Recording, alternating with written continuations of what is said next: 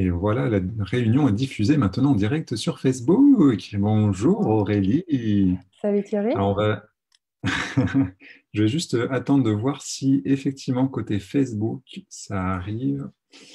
Alors s'il y a des gens qui nous entendent, bonjour les gens, n'hésitez pas à mettre un petit message dans le chat pour voir si le son passe bien, si la vidéo passe bien. Surtout qu'en plus aujourd'hui j'ai une bonne galère parce que ma connexion Internet est en vrac, donc je passe avec mon téléphone en 4G. Mais je crois que ça devrait quand même pas trop mal se passer. Toi, tu m'entends bien? Oui, parfait.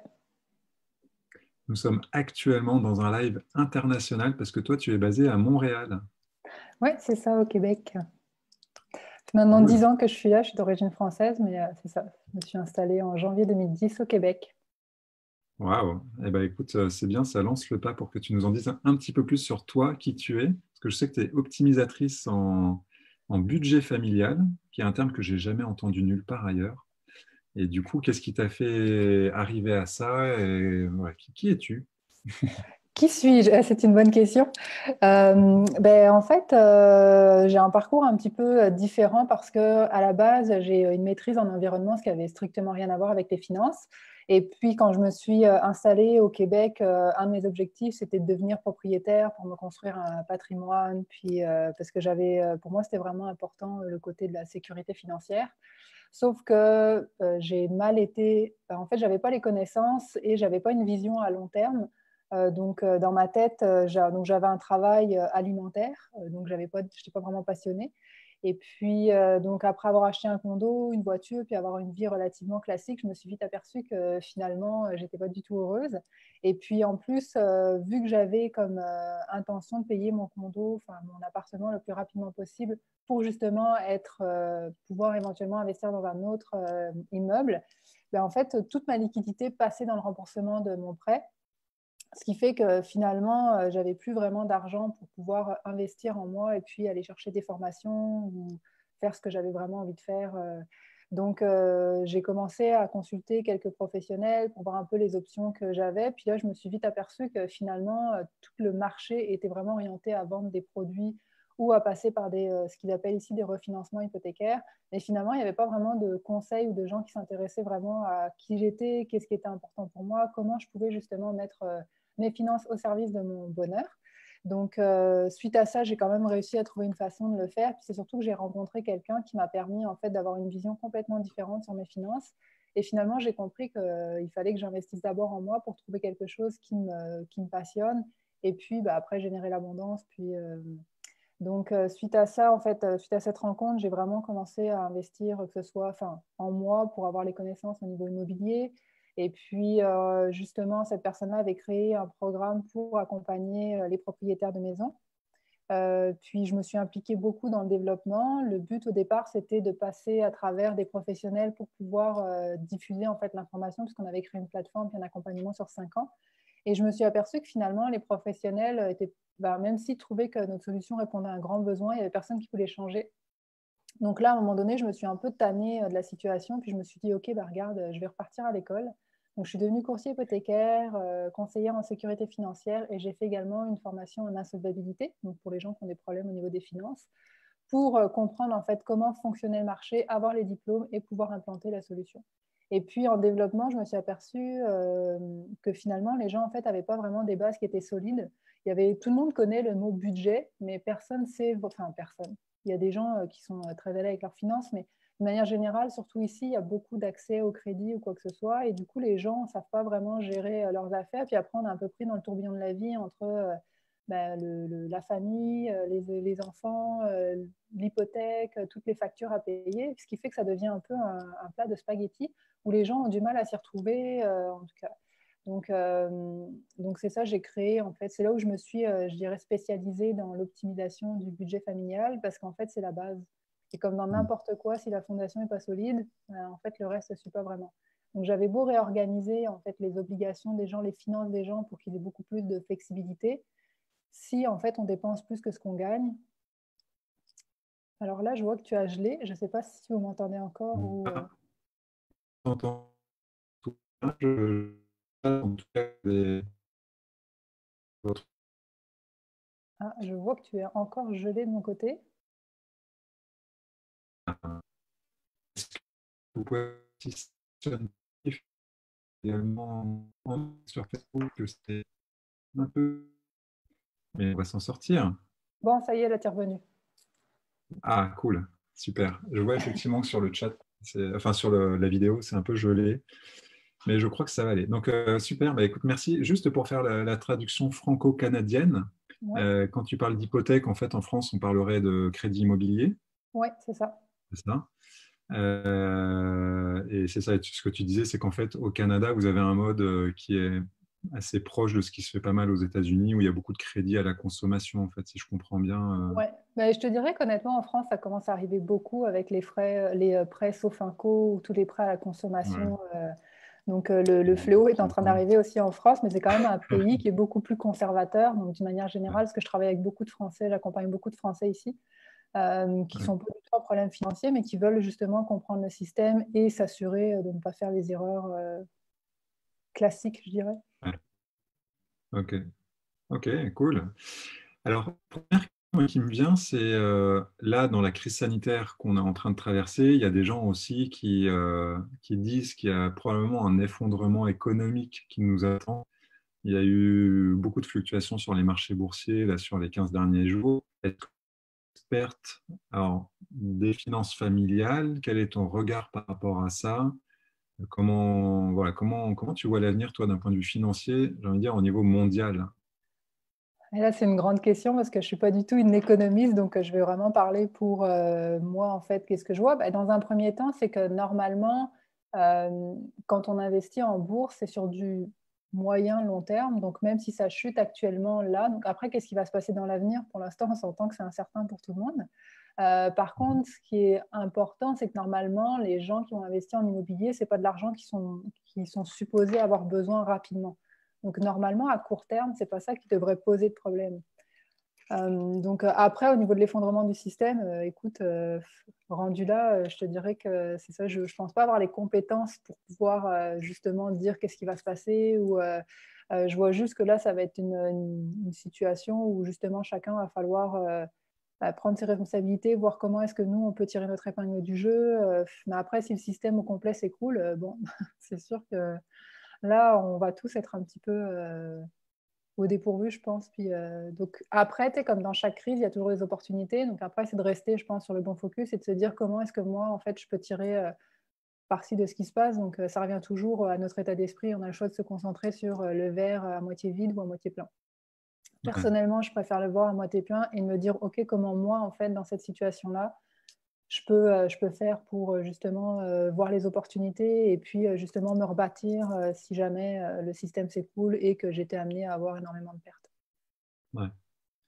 Alors, dans la semaine, tu sais que là, il y a deux autres intervenants qui vont venir nous parler de la thématique de l'argent, de l'investissement. Donc, il y a la Ouais. relation à l'argent avec Christian Junot et puis Benoît Thierry qui va nous parler de l'investissement. Mhm. Toi, ton truc à toi, c'est prendre soin de ses finances. Moi, je vois ça, alors dis-moi si je me trompe hein, dans l'interprétation, mais quelque chose qui est plus de genre de pérenniser son système financier, en fait, de dépenses, les revenus qu'on a pour avoir un dispositif qui permet d'être serein, en fait, de bien savoir où on va. Est-ce que c'est Ouais. ça, en fait? Est-ce que ça résume bien quand je dis ça, de ton expertise à toi? Ouais, bah en fait, prendre soin de ses finances, dans un premier temps, c'est s'intéresser à ses finances. C'est comme n'importe quoi, quand on prend soin de quelque chose, bah, ça veut dire qu'on y met un minimum de temps et un minimum d'attention. Parce que sinon, en fait, je vois beaucoup de gens qui se déresponsabilisent par rapport à leurs finances, soit parce qu'en fait, ils n'ont pas l'intérêt, soit parce qu'ils n'ont pas forcément les connaissances. Et puis, il y a beaucoup de personnes dans le marché qui nous font sentir un peu ignorants ou on se sent un peu mal à l'aise, on n'ose pas poser des questions. Puis des fois, quand on pose des questions, c'est comme si pour eux, c'est tellement évident, ou soit ils ont un langage hyper technique, ce qui fait qu'en fait, on ne comprend rien. Et moindrement qu'on soit gêné de poser des questions ou qu'on ait un manque de confiance en soi, bah, finalement, on est un peu. Enfin, je veux dire, c'est pas une situation qui est agréable de se sentir confronté à son incompétence, si je peux dire.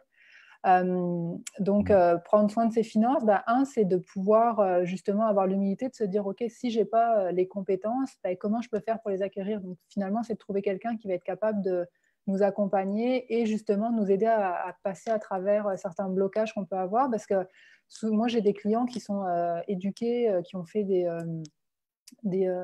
ici ils appellent ça des maîtrises, mais c'est des bac+3 ou en administration des affaires ou quoi que ce soit, et qui ont un réel blocage vis-à-vis de l'argent. Donc, c'est pas qu'ils sont pas capables de faire leur budget, c'est juste que depuis qu'ils sont petits, on leur a dit qu'ils ne savaient pas le faire, qu'ils n'étaient pas capables, et en fait, ils ont enregistré ça comme une vérité. Donc, c'est une fausse croyance, une croyance limitative qu'ils ont acceptée comme vraie. Et ce qui fait que maintenant, quand on leur parle de finances, en partant, ils sont en aversion, puis ils se disent qu'ils ne sont pas capables, qu'ils ne savent pas gérer. Puis, est-ce que tu es revenu? Parce que tu es encore gelé. Ouais. Moi, je t'entends continuer. L'image c'est un petit peu là un moment, mais je t'entends bien. Ok. J'espère que c'est toujours bon en direct sur Facebook aussi. J'ai l'impression que l'image est un peu gelée. N'hésitez pas si des gens nous entendent à me remettre un petit message, à me confirmer que ça marche toujours bien. Parce que moi, ça a l'air correct de mon côté, mais de ton côté à toi, genre, l'image est gelée. Ok. Oh, là, Bon, t'es si revenu, c'est ça que y est. ça, tant que le son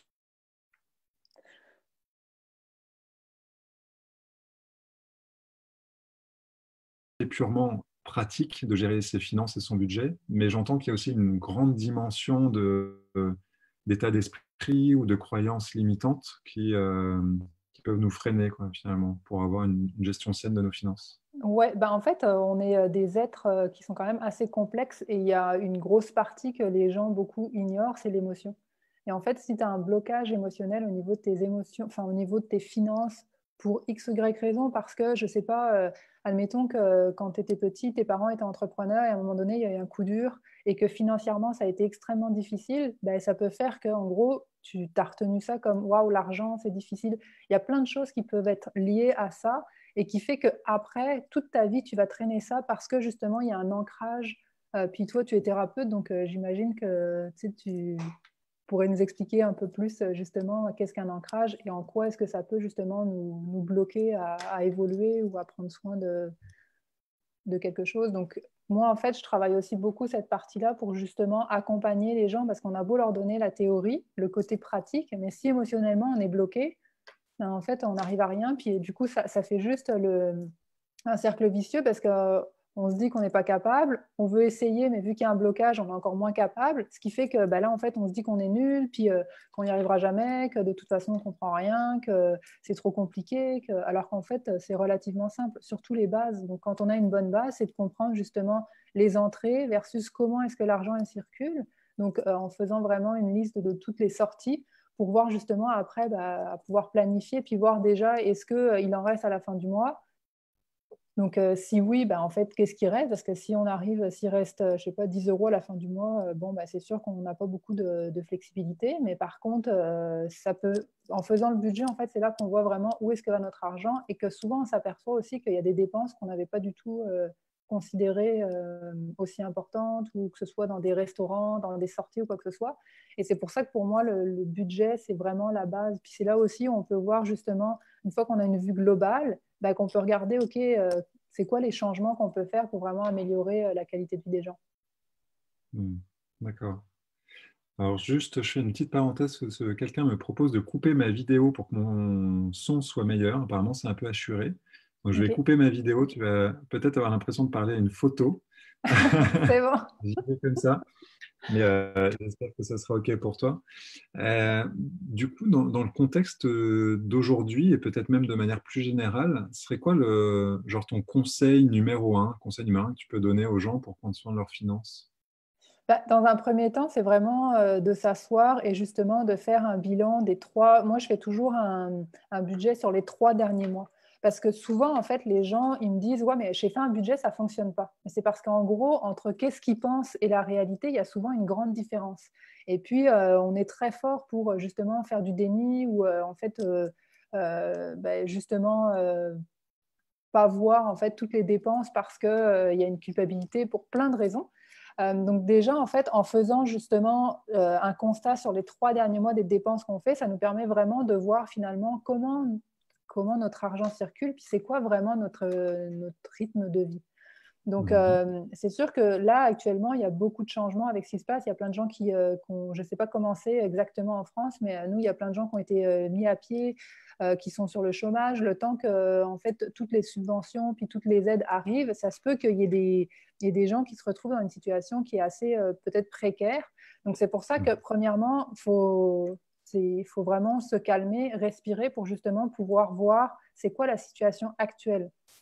Donc, donc Donc déjà, analyser à froid plutôt que d'être dans l'émotion, se laisser embarquer dans l'émotionnel si on est dans la peur du manque, en fait, globalement.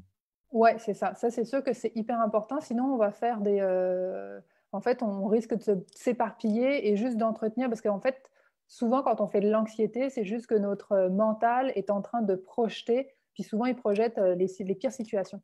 Donc, Mm. c'est pour ça que dans un premier temps, il faut s'asseoir. Puis il faut vraiment faire un bilan, un constat, en gros, de qu'est-ce qu'on a actuellement. Est-ce qu'il y a des économies? Est-ce qu'il y a des choses à payer? De demander aussi, justement, des délais avec tout ce qui se passe. Les banques et puis les institutions sont quand même beaucoup plus flexibles. Ils comprennent que là, il y a un réel problème. Puis que oui, c'est sûr que quand on n'a pas du tout d'avance, ça reste que c'est encore notre responsabilité. Mais on s'entend que si on attendait justement des gros paiements ou quoi que ce soit et que là, que tout est bloqué, ça se peut aussi qu'on soit quand même dans une situation qui soit un petit peu on subisse un peu la situation d'une certaine façon. Donc, dans un premier temps, c'est vraiment justement de se poser, de regarder d'un point de vue, de prendre un peu de hauteur et de regarder justement qu'est-ce qu'on a à payer et de voir justement dans les prochains 2, 3 mois, ben, c'est quoi justement les grosses dépenses ou comment est-ce qu'on peut gérer pour justement s'assurer qu'on va pouvoir garder le bateau à flot, que ce soit en demandant peut-être une avance à de la famille ou peut-être qu'il y a des gens qui peuvent nous aider pour passer justement ce moment-là plutôt que de se retrouver avec des chèques qui Mm. soient sans provision ou qui justement puissent affecter après notre, j'allais dire bureau de crédit, mais je sais qu'en France, c'est pas comme ça qu'ils appellent ça, mais d'être affiché à la Banque de France, c'est pas vraiment. Ouais, Euh, oui. Alors c'est vrai qu'en France, là en ce moment, d'ailleurs c'est une info peut-être pour certains qui ne l'auraient pas, je ne sais pas, mais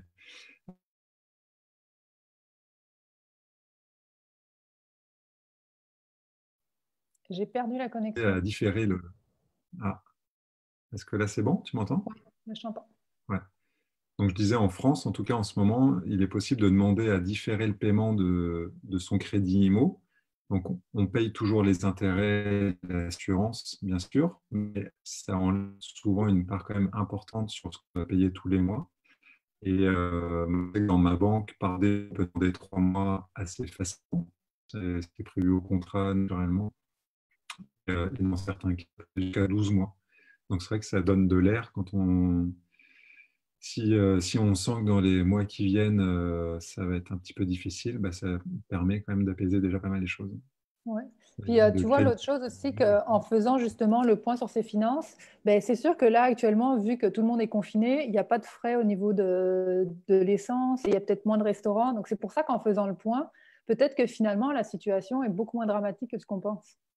C'est Donc, ça. c'est pour ça que c'est vraiment important de faire un constat, de voir c'est quoi nos dépenses du passé versus maintenant. Et peut-être qu'en faisant ça, ben, même s'il y a moins de rentrées, ben, on va se dire, ah, finalement, tu sais, j'ai comme 300 euros de moins de dépenses parce que justement, je n'ai pas besoin d'aller payer c'est le transport, les restaurants, les cafés ou peu importe quoi. Et ce qui fait que finalement, dans le budget, ça peut peut-être très bien aller, peut-être même mieux que quand on travaillait, parce que justement, il y avait beaucoup de dépenses qui étaient liées au déplacement ou à l'activité professionnelle en tant que telle. Ouais. Ok, alors il y a Nathalie qui nous dit qu'en Belgique, c'est la même chose en ce moment, à la fois sur les prêts privés et les prêts professionnels. Donc, info qui peut être importante, intéressante pour certains. Mm. Ok, donc premier conseil numéro un, c'est faire vraiment le bilan des dépenses sur les 3 derniers mois et ça permet de se projeter sur ce qui est, sur les vraies nécessités. Est-ce que tu auras un autre conseil, le tips Bah, of en the fait, je day? dirais que justement, en faisant le constat, il y a peut-être des choses, des abonnements ou des choses que pour l'instant, en fait, ils sont peut-être pas pertinents ou qu'on peut mettre. En fait, c'est de faire la gestion en bon père de famille, donc de prioriser vraiment qu'est-ce qui est important à l'heure actuelle Et puis, tout ce qui est non nécessaire, peut-être d'éliminer ça pendant quelques mois, le temps de justement passer à travers cette période. Et puis après, dépendamment de la reprise ou de ce qui se passe, il y aura toujours la possibilité de reprendre en fait les activités ou les paiements qui avaient été engagés pour X ou Y raison. Donc, tout ce qui est lié justement entre guillemets, au plaisir, peut-être que là, quand on est un peu juste, on peut limiter finalement ce qui n'est pas essentiel. De ces dépenses-là, notamment tout ce qui est récurrent. D'accord. Très bien. Donc ça, là, j'imagine, c'est ce que tu fais, toi, quand tu accompagnes les gens sur l'obtention de leur budget familial. Est-ce que tu as une troisième étape? En fait, la troisième étape, c'est toujours, ça fait partie des... Parce que comme on est des êtres qui sont très émotionnels, qu'on le veuille ou non, c'est important de savoir dans un premier temps pourquoi en fait on désire prendre ses finances en main. Est-ce que c'est parce qu'il y a un projet à réaliser, c'est parce qu'on va envoyer nos enfants à l'école, c'est parce qu'on veut sécuriser notre retraite. En fait, il faut trouver quelque chose, ce qu'on appelle un pourquoi qui soit assez fort, ce qui fait que quand on va rentrer dans le processus, c'est de se rappeler toujours pourquoi est-ce qu'on fait ça, ce qui va nous donner de la motivation pour passer au travers justement de certains blocages ou qui va nous donner le courage d'affronter nos peurs. Donc, je dirais que ça, c'est vraiment hyper important de trouver un pourquoi qui est fort et qui est vraiment, je dirais, rattaché aussi à de l'émotion pour que justement on ait l'envie en fait d'aller au-delà c'est ça, de ce qui pourrait nous empêcher de nos blocages ou peu importe. Donc, bien connaître le pourquoi est-ce qu'on a intérêt à prendre soin de ses finances et Ouais. optimiser son budget. C'est ça. Et du coup, en fait, quand on a le pourquoi, une fois qu'après on optimise, quand on a justement qu'on voit comment circule notre argent, c'est là où que ça va être facile de se dire, OK, finalement, il y avait peut-être un 50 $, 50 euros que je dépensais par mois pour quelque chose qui finalement est beaucoup moins important que mon pourquoi. Ce qui fait qu'à partir de là, on va pouvoir planifier et en fait, voir combien de temps ça va nous prendre pour pouvoir réaliser notre projet. Donc, je pense que même dans les projets, c'est important d'avoir des projets à court, moyen et long terme. Parce que si on pense juste à la retraite, par exemple, ça peut être long. Si tu en as encore pour 15 ans à travailler, ton pourquoi, je ne suis pas sûre que tu vas arriver à tenir puis à te dire, à rester motivé.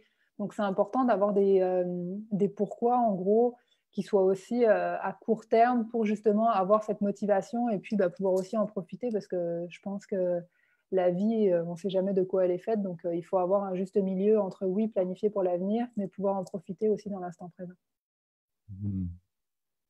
Donc, premier pourquoi à court terme, moyen terme et long terme. Ouais. Et la retraite, mais avant ça, il y a aussi les vacances d'été, surtout que là, on va rester confiné pendant un temps indéterminé. C'est ça. On pourra fêter la libération. Exactement. Ok, est-ce qu'il y a autre chose? Donc, connaître son pourquoi, faire un état des lieux, et puis du coup des projections Ouais. des dépenses, et puis des arbitrages avec éventuellement de mettre en stand-by des abonnements qui n'ont pas lieu d'être, ou qui pourraient être dépriorisés. Ouais. Est-ce qu'il y a d'autres choses dans le processus que tu conseilles? Je dirais que ça, c'est vraiment la base. Alors après, oui, dépendamment en fait du budget et de la liquidité des gens, après, c'est là, ça peut être intéressant de regarder parce qu'une fois qu'on a vraiment, on sait combien ça nous prend pour vivre au quotidien, pour réaliser certains projets, après, c'est là où justement ça peut valoir la peine d'investir dans différentes choses, dépendamment en fait, de qui on est, puis de qu'est-ce qu'on veut faire. Par contre, moi, comment j'insiste toujours sur le fait qu'on est soi-même notre actif le plus précieux et que c'est hyper important d'investir en soi avant d'investir à l'extérieur, que ce soit pour de l'investissement immobilier, boursier ou peu importe, parce que sinon, en fait, c'est comme si on donne notre pouvoir aux autres sans pour autant comprendre et en fait, on enlève sa propre responsabilité, puis finalement, on donne la responsabilité à quelqu'un en fait, de multiplier notre argent sans qu'on comprenne du tout comment ça fonctionne. Et dès qu'il arrive quelque chose, c'est là où on peut vivre énormément de stress émotionnel, comme à l'heure actuelle, avec justement ce qui se passe au niveau de la bourse ou du marché en général. Mais par exemple, au niveau des crises, on sait que c'est surtout pas le moment de retirer son argent quand le marché il est en train de plonger, parce que souvent, c'est là qu'on va perdre le plus d'argent. Mais les gens qui n'ont pas du tout d'éducation, souvent, en fait, ils vont investir quand le marché il est super haut et ils vont retirer leur argent quand le marché il est bas. Alors qu'en fait, c'est l'inverse. Quelqu'un qui connaît moindrement l'investissement immobilier, va justement investir quand les marchés sont bas et il va vendre quand c'est au plus haut pour justement faire une marge. Ouais. Mais et là encore, c'est relié beaucoup à l'émotion. Donc, quand on n'a pas justement les connaissances ou l'intérêt, c'est important d'être super bien accompagné pour justement qu'on puisse être rassuré quand émotionnellement ça brasse. C'est important d'avoir des ressources pour justement éviter de faire des erreurs qui peuvent nous coûter extrêmement cher. Là où on voit que c'est un métier, ou alors qui peut être conseillé par quelqu'un qui effectivement est à l'aise là-dessus. Benoît nous en parlait déjà un petit peu la semaine dernière. C'est d'ailleurs cette conversation qui a donné lieu aux différentes interviews qu'on a cette semaine. Et puis il va nous en parler très probablement ce jeudi pour nous donner ses conseils justement en termes d'investissement. Donc, merci pour ça. J'ai une question de Patricia qui dit, moi j'ai le cœur qui s'emballe à chaque fois que je dois regarder mon compte en banque. Du coup, j'évite au maximum. Est-ce que tu aurais un conseil pour Patricia? Ben, en fait, justement, c'est exactement ce que je disais tout à l'heure, c'est qu'il y a un ancrage quelque part qui fait que à chaque fois qu'elle regarde, ça doit ramener quelque chose de super intense. Donc, moi, en fait, je dirais, faudrait regarder ben, justement qu'est-ce qui lui fait peur par rapport à ça. Enfin, soit de. Alors après, de trouver le pourquoi, c'est pas forcément ça amène pas une solution, mais déjà, ça peut permettre de comprendre et après, justement, d'aller au-delà de cette peur ou ce blocage pour justement pouvoir prendre ses finances en main, parce que sinon, c'est comme si en fait, on se laisse, on est un peu victime de cette émotion-là et de cet ancrage-là. Donc, je pense que ce serait important de se faire peut-être accompagner aussi, de voir justement comment est-ce que c'est Patricia, c'est ça? C'est ça, Patricia, ouais. Ouais, comment Patricia peut justement aller transcender en fait cette peur pour justement après vraiment avoir le contrôle sur ses finances. Mhm. Ok, donc réussir à transcender cette peur et probablement le bon moyen pour ça serait de se faire accompagner spécifiquement là-dessus. Ouais. Ouais. Ok, merci. Alors j'espère Patricia que ça répond à la question. N'hésite pas si tu veux rebondir sur cette réponse. Il y a Pascal qui nous dit, est-ce que c'est le bon moment d'acheter? D'acheter quoi? Alors, je pense qu'il a posé la question quand tu parlais de bourse notamment. Il y a Benoît certainement qui va nous parler de ça plus spécifiquement jeudi. Est-ce que toi, globalement, tu penses que, comme tu disais, il vaut mieux globalement acheter quand ça baisse et puis revendre quand c'est à la hausse? Est-ce que tu Ouais. crois qu'en ce moment, globalement, sur le marché boursier, peut-être si tu as d'autres suggestions, est-ce que tu crois que c'est le moment d'investir? Ben, je dirais que là, c'est surtout si on n'a pas l'habitude de le faire soi-même, je pense que c'est vraiment important, surtout maintenant, d'être vraiment bien accompagné. Parce que sinon, parce que là, on est dans le début, entre guillemets, de la crise, on ne sait pas encore comment ça va se passer. Donc, je dirais que là, je ne me sens pas assez à l'aise pour pouvoir donner des conseils, sachant que faut savoir, il y a plein de choses à savoir en investir, c'est quoi le seuil de tolérance. Donner des conseils comme ça sans savoir du tout le portrait de la personne, ni savoir comment est-ce qu'elle fonctionne, je Mm. pense que ce ne serait pas très professionnel ni bon en fait. Mm. Donc je ne m'aventurerai pas là-dedans parce que, un, ce n'est pas ma spécialité, l'investissement. Je le connais parce que j'en fais moi-même pour moi personnel, puis je travaille avec j'ai des partenaires, puis on en discute régulièrement. Mais après, je pense que ça vaut la peine. Je ne sais pas si vous avez des planificateurs financiers, j'imagine que oui, en France, je ne sais pas comment ils se nomment, mais c'est vraiment des gens qui sont spécialisés justement dans les investissements. Donc c'est vraiment à eux qu'il faut demander. Et puis je sais qu'à l'heure actuelle, moi, le partenaire que j'ai qui est planificateur financier, là, il me dit qu'en ce moment, c'est mieux d'attendre pour voir un peu comment le marché va se comporter, vu que là, on est en pleine crise. Est-ce que ça va encore descendre? Est-ce que ça reprend? Là, j'ai cru voir que ça avait repris 11% en un jour. Ça se peut que ça redescende aussi. Là, c'est vraiment... on est dans des zones qui sont assez nébuleuses. Très touchy, ouais. Mm. Alors, justement, on a Sabine en commentaire qui nous dit très important d'attendre pour acheter. Et c'est là qu'on voit que les avis peuvent être très divergents, parce que donc Benoît la semaine dernière nous disait que pour lui c'était le moment d'acheter. Alors, il nous parlait notamment d'actions Apple en disant ça va forcément remonter et puis d'autres, donc il nous en reparlera encore jeudi. Et là, ce qu'il nous met, lui, en commentaire, c'est, je dirais qu'il met 3 piliers, l'éducation financière, la relation à l'argent et la psychologie de l'investissement, comme étant des piliers qui sont indispensables, notamment pour traverser tout ce qu'on est en train de traverser. Ouais. Ok, alors je regarde l'heure parce que je vois que oula, oui, le temps passe très très vite, ça fait déjà une demi-heure. Avant de se quitter, je sais qu'en ce moment, là, dans le cadre de la crise, tu mets à disposition une formation en ligne que tu commercialises habituellement et que là, donc, tu l'offres pour aider justement les personnes qui en ont besoin à prendre soin de leurs finances. Est-ce que tu peux nous en dire un peu plus déjà sur l'intention de cette formation en ligne? Puis merci, merci aussi pour ce cadeau. Est-ce que tu peux nous en dire un peu plus sur l'intention de cette formation en ligne? Oui, bah, en fait, l'intention, c'est justement de permettre aux gens d'avoir les outils et une méthode simple pour pouvoir faire un… Alors, c'est des gros mots, entre guillemets, mais à un moment donné, il faut appeler un chat, même si ce n'est pas sexy. C'est-à-dire de faire un constat ou un bilan et puis de pouvoir vraiment faire le budget. Donc, j'ai développé justement cette formation-là parce que, comme je te disais au début, je me suis rendu compte qu'il y avait beaucoup de gens qui ne savaient pas vraiment comment faire un budget. Les gens, par exemple, se disaient, ah, bah, je pense qu'au niveau des courses, j'y vais une fois par semaine. Tu sais, je dois dépenser, je sais pas, à peu près 300 € par mois. Puis finalement, quand ils font le budget, ils se rendent compte qu'ils sont à 450. Donc, c'est pour ça que j'ai vraiment développé une façon de faire avec, parce que c'est toujours, quand on sait le faire, c'est facile. Mais quand on ne l'a jamais fait et qu'en plus, on est un peu justement en aversion avec ses finances ou qu'on a de la difficulté, ce n'est pas toujours évident. Donc, en fait, l'intention de cette formation-là, c'est vraiment d'enseigner aux gens comment justement prendre du recul en faisant un bilan, en faisant le budget pour être en mesure de planifier puis de se sentir beaucoup plus serein par rapport à ses finances. Donc, ça donne une méthodologie, en fait, avant tout, Ouais. si je comprends bien.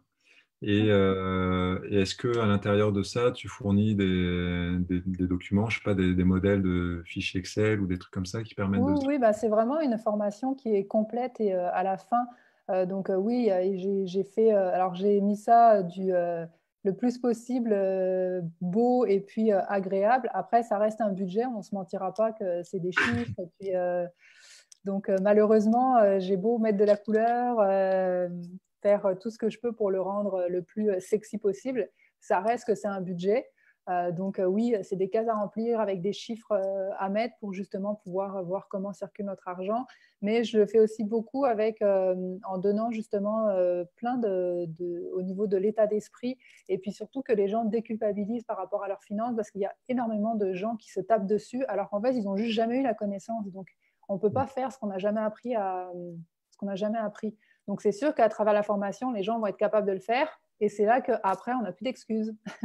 Parce que là, ça devient vraiment un choix de le faire ou non. Ouais. Et du coup, dans les personnes qui ont suivi cette formation ou plus largement les personnes que tu as accompagnées, quel genre de résultats est-ce que ça leur a permis d'obtenir?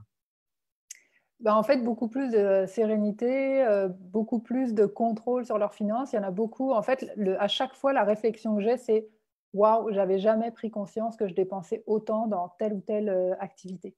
Hmm. Et en fait, là, ils se rendent compte. Et souvent, avant, ils me disent, mais écoute, tu sais, je fais attention, je comprends pas, tu sais, genre, parce que des fois, ils s'endettent un peu. Et en gros, quand ils font l'exercice du budget, c'est là que vraiment, il y a une grosse prise de conscience et que finalement, ils réalisent que c'est juste parce qu'ils ne savaient pas et qu'ils n'avaient justement pas cette vision et pas cette structure, ce qui fait que finalement, ils avançaient un peu. Moi, je dis tout le temps, c'est comme si tu as la lumière allumée puis que tu dois te déplacer dans ta maison. Tu as beau la connaître, ben, ça se peut que tu te tapes les orteils dans le coin du lit ou que tu te prennes la porte. Alors que quand la lumière est allumée, ben, tu es capable de te diriger facilement parce que tu vois clair. Donc pour moi, cet exercice-là, c'est exactement la même chose. C'est vraiment de mettre de la lumière sur justement toute la circulation de notre argent pour pouvoir prendre des meilleures décisions. Ouais. En fait, alors moi je viens du monde du corporate et tout ce que j'entends, c'est assurer la direction financière de sa propre, dans le monde du corporate, c'était de l'entreprise, mais là Ouais. c'est son budget familial. C'est que c'est vraiment une fonction utile que de prendre soin de ses finances à cet endroit-là. Ok.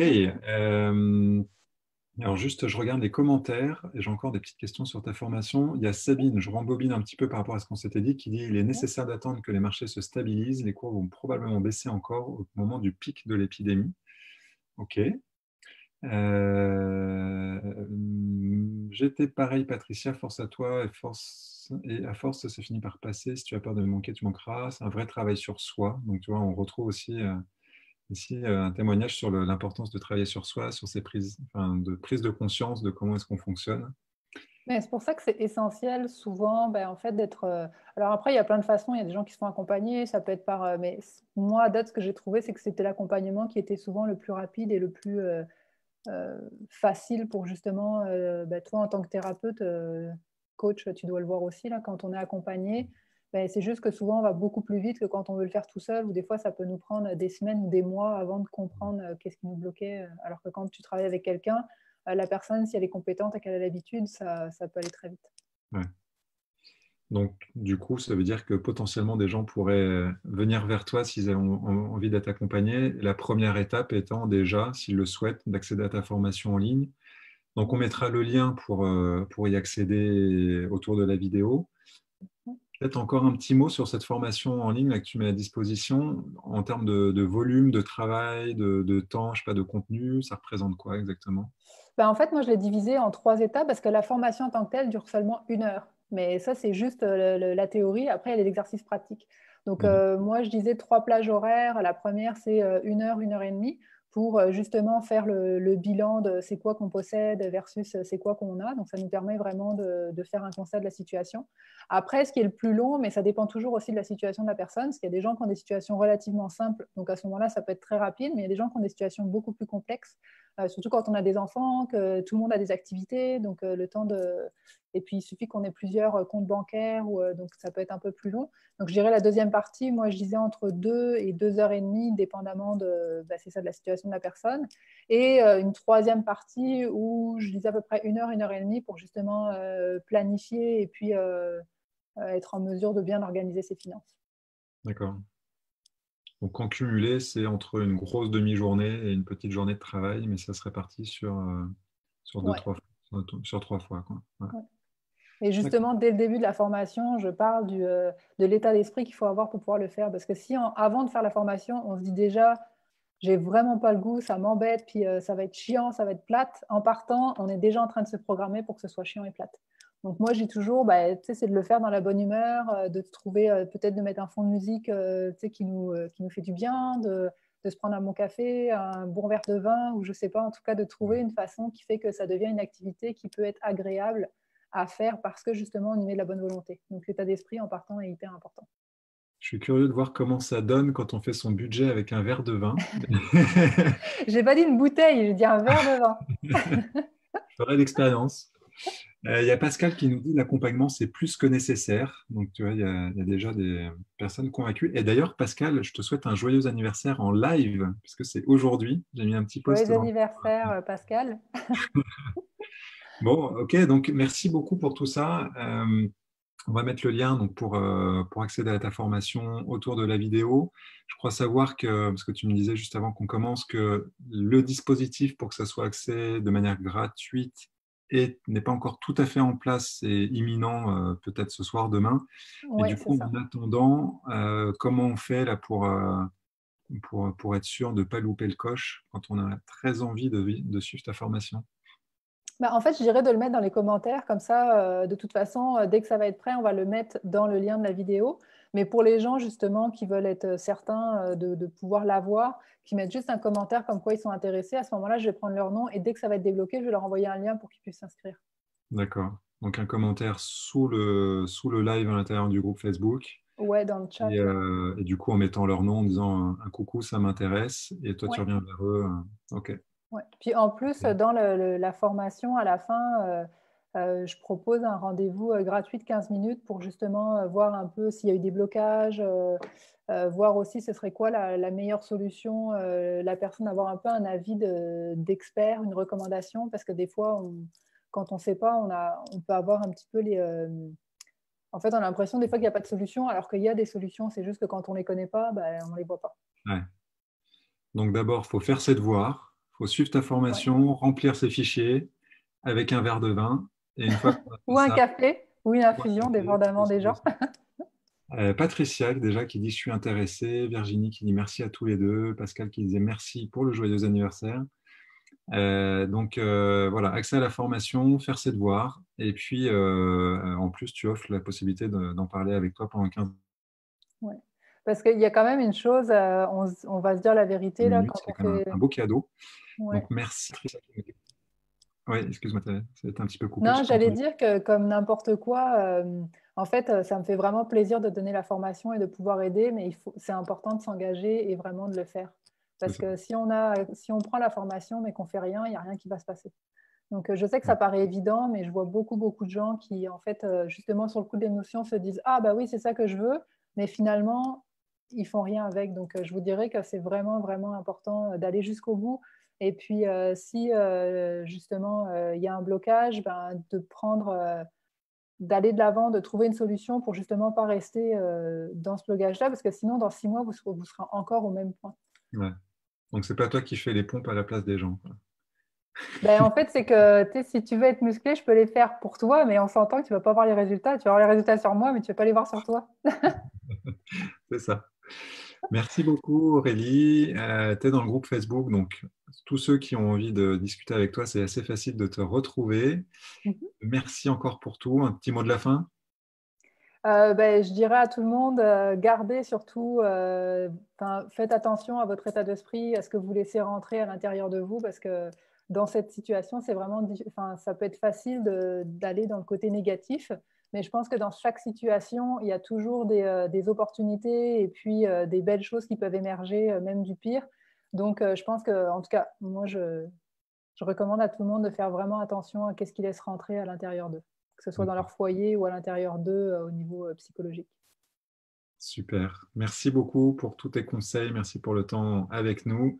Et à très bientôt. Ciao à tous. Bonne fin de journée. Et on se Merci. retrouve donc mercredi avec Christian Junot pour parler de la relation à l'argent. Jeudi avec Benoît pour parler investissement. On a aussi un groupe de parole jeudi matin. Donc, on va être connecté un certain nombre de fois cette semaine. Et je m'en réjouis. À très bientôt.